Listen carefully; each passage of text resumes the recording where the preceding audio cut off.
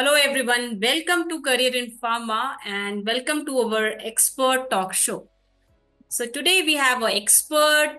She is homeopathy graduate and currently holding more than 15 years of experience in pharmaceutical industry. So let's start this conversation without any delay. Good morning, Dr. Sayeeda. Good morning, Dr. Neema. So, can you start by telling how it started from being a homeopathy graduate to where you are today? And what inspired you for this transition? Thank you, Neema. So I'll start with I did my graduation and then I joined a hospitals.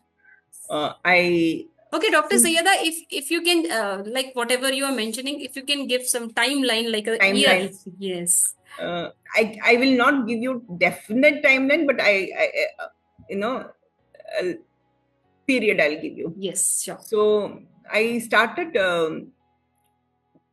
after graduation. I joined hospital. I worked in hospital ICU for around 10 years, I think. Yeah, 10 years. I had my own clinic. After the clinic, I got married and had kids. That's when I found that I have too many balls in the air, too many things to attend. And I got to know about this career option. That is when I explored it further. And that's how I came to know about clinical research. I went and inquired at Bombay College of Pharmacy. They had started Academy of Clinical Excellence over there. And there was a common entrance test which was being conducted over there. I gave the common entrance test. I got through that. And there was an oral interview also, like after entrance test. I got through the interview and I got the admission at Bombay College of Pharmacy, where I did for a year this course of postgraduate diploma in clinical research, where they taught the basics of clinical trial, basics of MEDRA, pharmacovigilance, clinical data management. All these subjects were taken care of. And there was an exam after that, and we were certified with that. During that time, I joined KEM Hospital. And I started as safety officer because that was the first phase 1 unit in Bombay.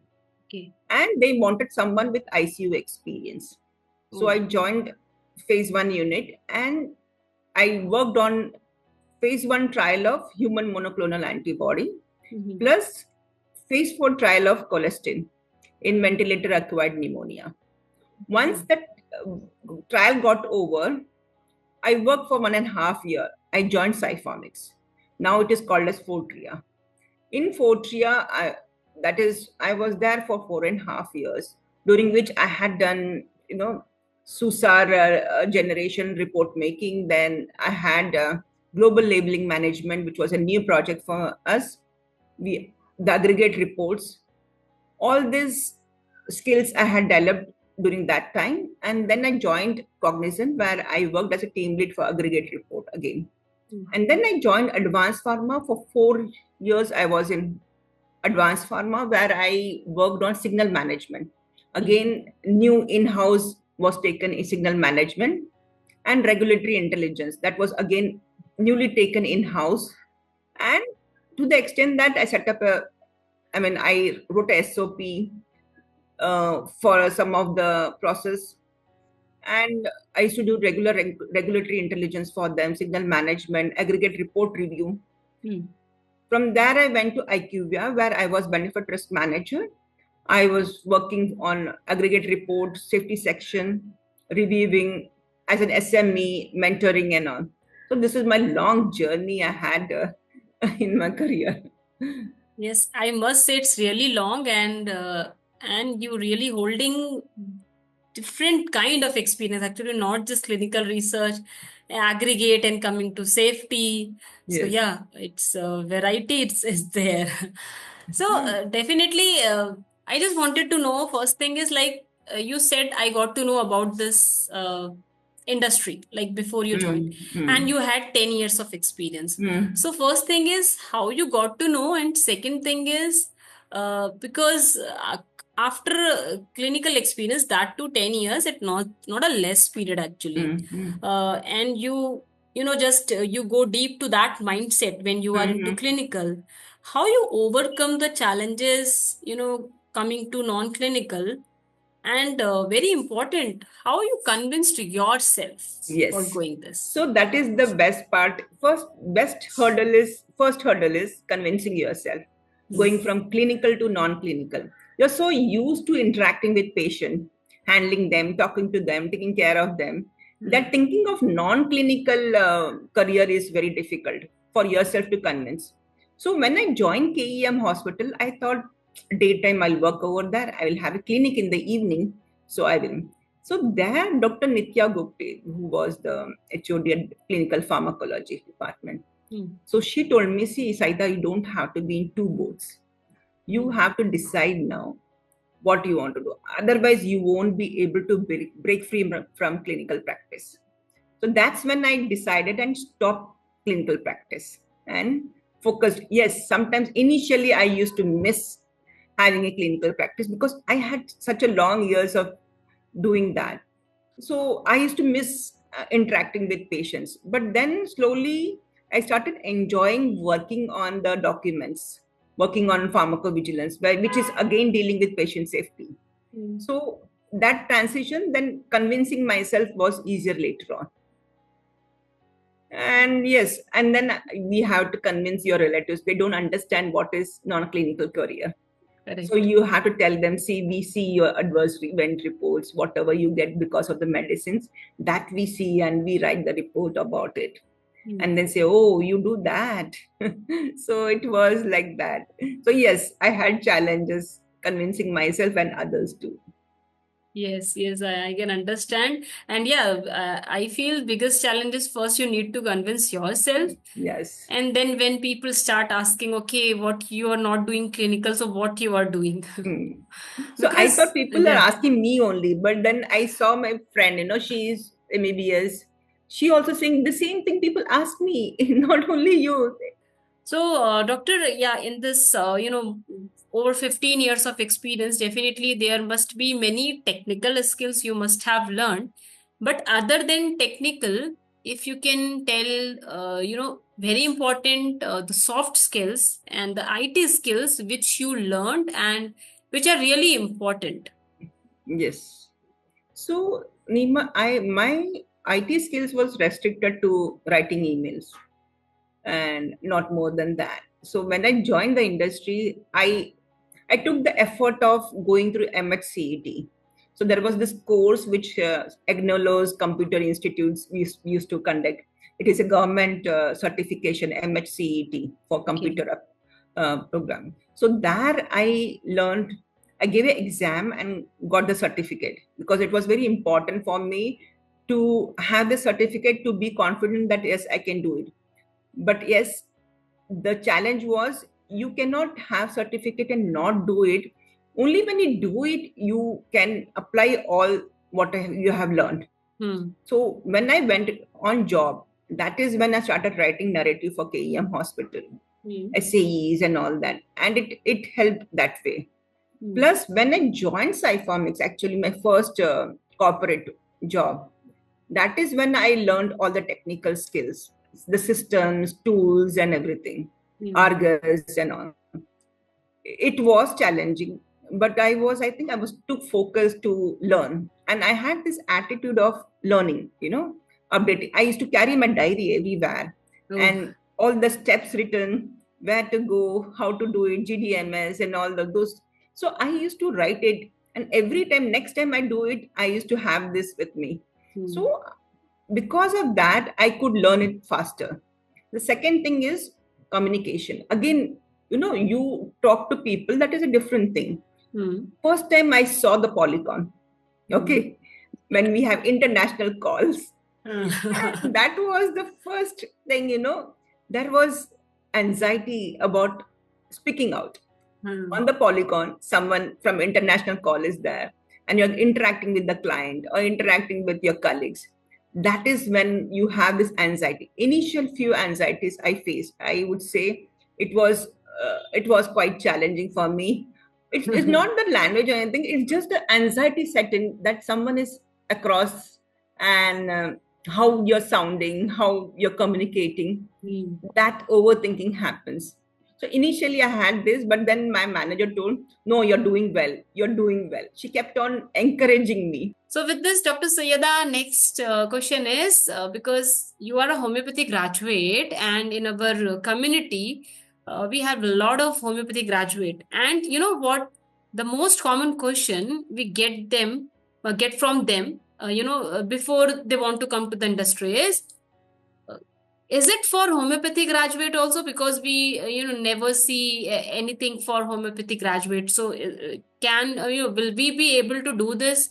Like that is the most common query. Like how you're going to address it. Like, is it for homeopathy or not? Yes, it is. So I had from various domain, like Hmm. various field. My colleagues, I had dentist, I had physiotherapist, I Oh. had homeopathy, I had pharmacy graduates. Hmm. From all different field. But then one thing is common. So we know basic of physiology, pathology, biochemistry. So the Hmm. basic all of us have. So the only thing between homeopathy and allopathy is the pharmacology. If you Hmm. see otherwise, we are taught physiology, we are taught pathology, we are taught biochemistry. Okay, only differentiating factor is pharmacology. Now, pharmacology, if you want to study, there are various books, the basics of Tripathi and Hmm. Chanbak. There are basic DDT. books. If you want to study, you can go there. Plus, now what has happened is there is a course, certificate course of modern pharmacology, which homeopaths can take. It's a Hmm. 1 year course, and they have to give exam at the end of it, and they get certified. So, for all the homeopathy graduates, even Ayurveda, if you are watching this video, this podcast, let me tell you, this is for homeopathy graduates also. So, it's just a matter of therapy part and pharmacology, allopathy. You can learn so much online resources are available. So, yes, it's for everyone. Yes. So yeah, with this, Dr. Sayyeda, next question is like, mm, because whatever the graduation part is like homeopathy, Ayurveda, whatever it is, uh, we are taught in a way that we can do clinicals. Like for non-clinicals, apart from the clinical knowledge, there are so many things required. So what you would suggest to any doctor or clinician who look for this transition to non-clinical? What all things they should learn? Yeah. So to begin with, they should join any program, Hmm. which offers this basic knowledge about clinical research, clinical trial, clinical development, mm, as I said, clinical data management, pharmacovigilance. Hmm. So Medra, what is Medra and all that. So coding. So they need to have this knowledge, and they can do that through a basic by joining some course on this. A good institute will be good. And then of course they should have a good language and grammar skills, which I say again, it is very important to have a good understanding of how to present anything, Hmm. present narrative, whether it is narrative, whether it is assessment, how should the flow should be. It should be in simple language. It should not, we should not use too many jargons, but if it's for that target, that type of target audience. And if it is a scientific document, what scientific language has to be used. These all Hmm. things you should be aware of. So it's very important that you pay attention to your language skills. Hmm. The other is communication skill, which is very important. So first is join some program, take care of your language, Hmm. then learn. It's very important that you go through all the guidelines, ICA, GVP guidelines, regulatory guidelines, so that you're well versed with what are the requirements of Hmm. each of the processes. As per you, how much important is networking? And that will help, students or, any freshers who looks for job. I feel in today networking is very, very important. And hence I would say you should have a very good LinkedIn profile. Make an effort to learn how your LinkedIn profile should be, and hence they should have a very good LinkedIn profile, and they should connect to people from their field looking for opportunity. So there are many postings which happens apart from other job websites. Apart from that, there are many postings also happens in on LinkedIn. Plus we have an advantage of contacting them directly, the hiring managers on LinkedIn, so that helps. So it's very important that you have a good networking skill. Good networking skill in the sense that it's not only going after it, like asking for a job. You can also post something which is very important, related to your topic, related to your field, any latest updates which has come up, which will help the community.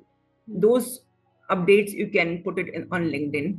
You can, as I said, you can directly approach the hiring manager through LinkedIn, and it is going to help you.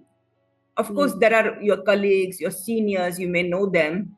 You can ask them.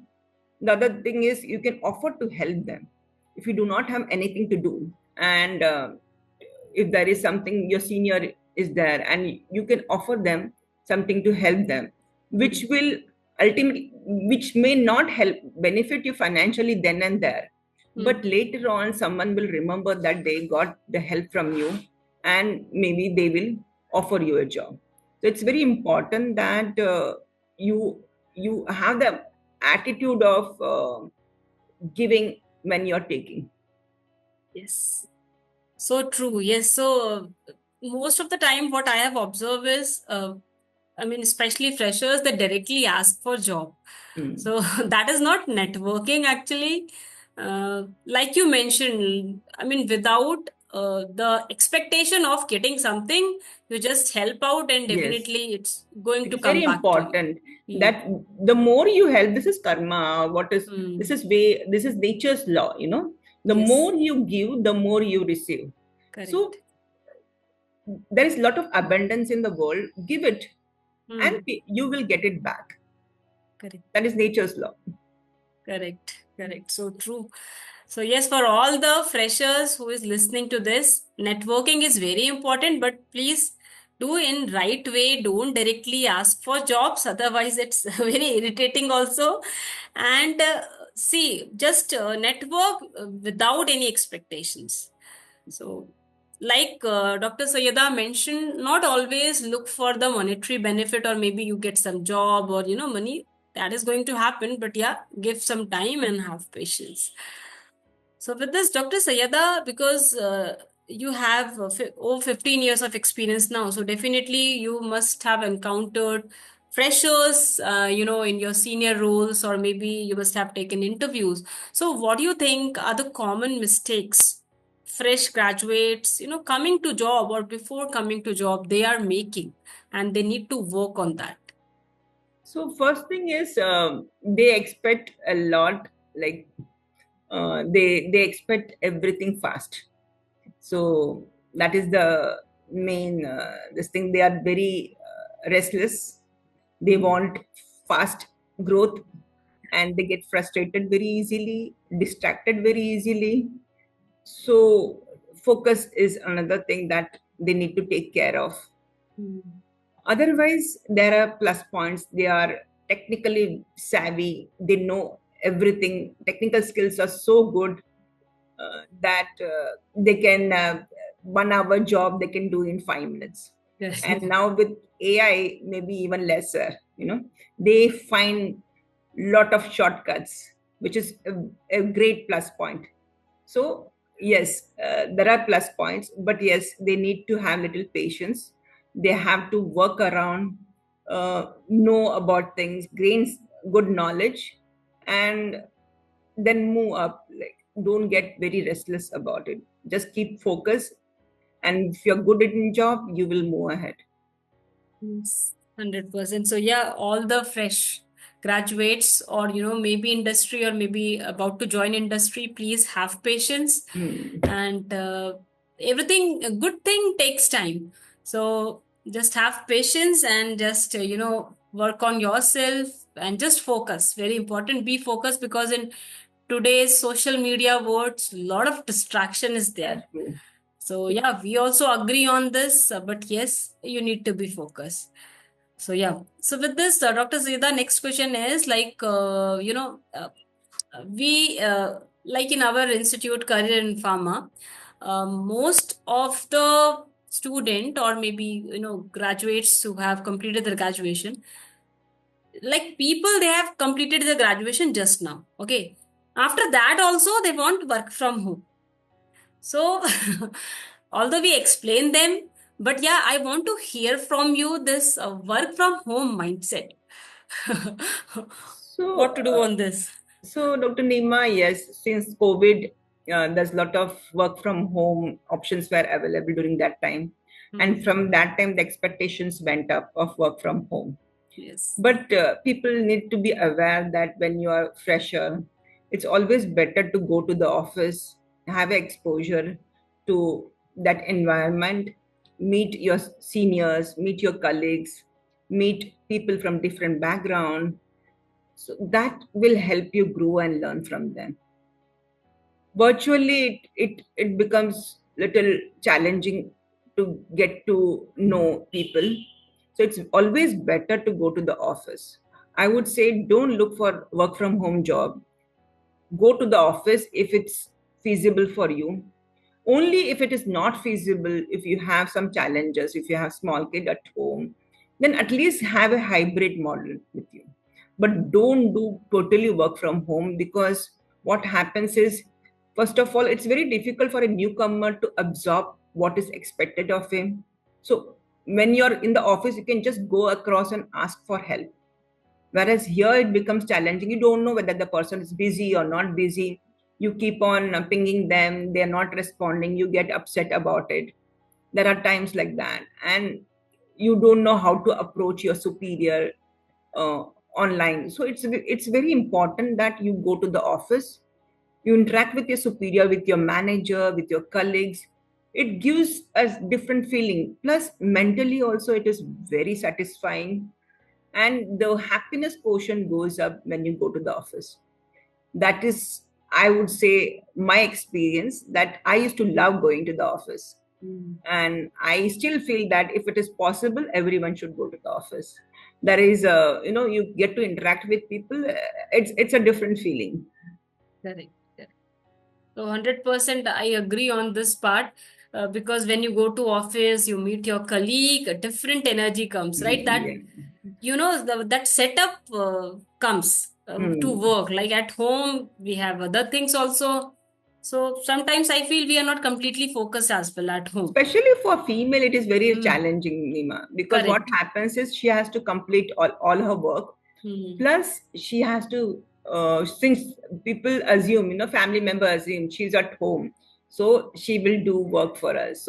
So they want some dish, they want some help, so you're available for them. So as it is, females are overworking. They go to the office, they come back, they cook, they look after the children. Plus, when you're working from home, the expectations goes up at home. Hmm. So it's very important that you have at least hybrid model for the female if you are working. Yes. It is extremely important. And I At feel least it is you very draw a boundary. important. Yes. And I feel it is very important for their mental health also. Yes, yes, I agree. Because a lot So, of stress goes behind this, working from home. so during the COVID, they had done a survey and they have found that the female stress level went up during COVID because they were working from home, they were looking after the children, and the stress levels shot up like anything. Yes. So which showed that it is very important that female move out of the house to at least relieve the stress. Of course, you should have a good manager also. So Hmm. it is very important. So yes, so I would say go to the office, at least have a hybrid model. Correct, correct. So all the freshers, especially for fresh graduate who have completed their graduation recently, please try to move out of your city, go to office. There's lots of learning happens in office. And people who are not in that position, maybe you can go for hybrid. Otherwise, yeah, work from home options are there, but yes, always try to, have that environment around you which Yeah. supports you to go to office So actually. for me also, if I Hmm. given a choice, if my office is not very far, Hmm. I would prefer going to the office at least 3 times a day, Yeah. 3 times a week. Week, You yeah. know, it's very important for me. Maybe I'm. People say maybe I'm extrovert, so I love going to the office. It's not like that. Hmm. It's just that it's a different environment. You feel nice when you're Hmm. out of the house and interacting with colleagues about even your professional life. I think you succeed better when you go to the office. You know. Yes, true, true. And you are then able to you have that boundary also. Otherwise, Yes. at home there is no demarcation where Mm. office work end and then housework and all khichdi. Yeah. Okay, so Dr. Sayed, with this, the last and very important question is what top three piece of advice you would give to freshers, especially doctors, clinical graduates who look forward to make a transition into pharmaceutical industry? First of all, decide. You first of all decide for yourself what you want. Mm. Explore first of all. Unless you explore, you won't come to know. Ask your colleagues, ask your friends, ask seniors, or ask program directors Mm. whether it is for me, and see how whether you fit into it. If you feel that you can fit into it, just take the program. You have to know the basics of clinical research, so you have to go take the program. Once you take the program, then give time for studies, and hone your skills, language, IT skill. All this will help you, and be focused. Second thing is be focused and don't lose patience. You will get the breakthrough. You will do well. You will move slowly, but you will move. So yes, go for it. So yeah, such a great piece of advice. First is decide, which is very important. Mm. So first decide if it's for you or not. Then hone your skills and then definitely patience. And I believe being a doctor, if you're coming from a clinical background, you already have that Patience. attribute in you. Yes. Yeah, yeah. That is what I believe make us different from others. Mm. Because especially I have seen people who are from IT background, like I have in my home, my husband. Mm. So they want everything so quick. Fast. Yes, yes. Yeah, one code and then Mm. whatever results, like very fast they want. Yes, yes, I know that. And they're so used to getting the results fast, Correct. they love to move fast. Hmm. So now I see, the Python, Power BI now, which has come up for data science, data analytics. That is on my to-do list after Python. Oh, So great. yes, that is all these things are very. You should also, I think, it's very important that you should have a structured programming language skill, and you Hmm. should at least get a basic programming language learned. Python. It's a very simple programming language. After that, Power BI. You have a Microsoft certification for Power BI, Okay. and there are many institutes which give Hmm. training on Power BI. And once you do that, it's Hmm. very very helpful to you. So yes, I think these two Hmm. are very important for So AI. yeah, from this, I just got a doubt is that because anyone can do this, right? Means Yes, if we don't have maths also, then yes, also we. anyone can do it.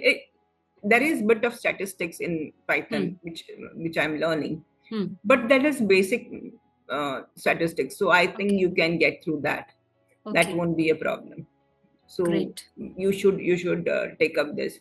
And Hmm. since there's automation which has come up, and every company is trying to include automation in their process, so it's very important to keep yourself updated with Hmm. this AI languages, because as Nvidia's CEO said, people AI will not replace people. AI will replace people who do not know how to use AI.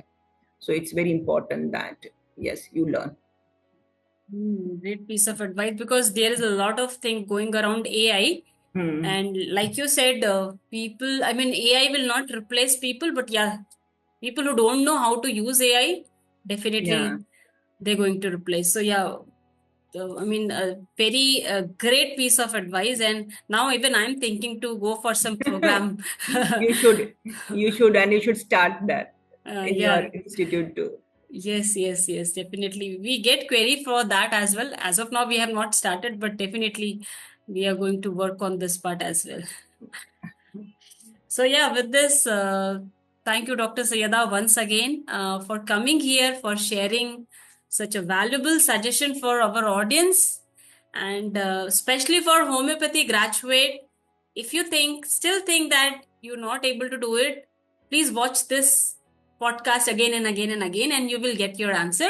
Because finally, then you are going to come to us and asking the same question, but please go through this podcast. You will get your answer if pharmaceutical industry is for homeopathy graduate or not. Thank you so much, Neema, and thank you so much. I could share my experiences and help people get into this career. Yes, I would say go for it. There's a requirement of uh, people with medical expertise. So Correct. you are invited by pharmaceutical companies, like you are wanted by them. So you it will be a great transition if you are interested in it. Yes, yes. Okay, Dr. Sayeeda, with this, maybe in some other podcast, we'll meet with some Thank you so different much. topic.